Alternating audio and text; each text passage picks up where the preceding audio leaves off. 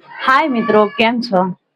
આજે આપણે નવા બ્લોગમાં વાત કરીશું અમારા ઘરે જન્મેલા બે કબૂતરાની.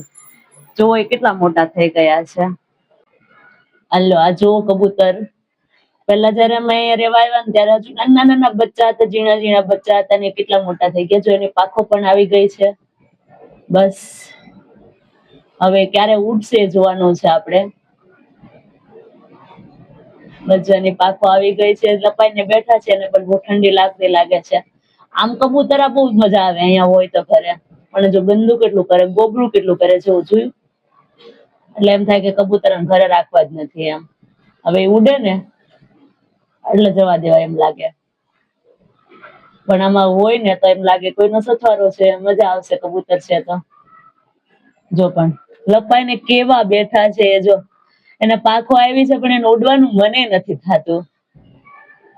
આપડી જેવા માણસ હોય ને તો સાના મના બેહી નો શકે. જો આ કબૂતર ને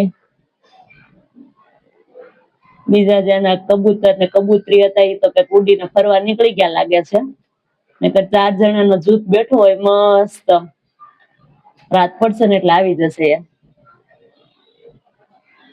ચલો ફરી કાલે મળીશું નવા વ્લોગ સાથે. ત્યાં સુધી જય શ્રી કૃષ્ણ.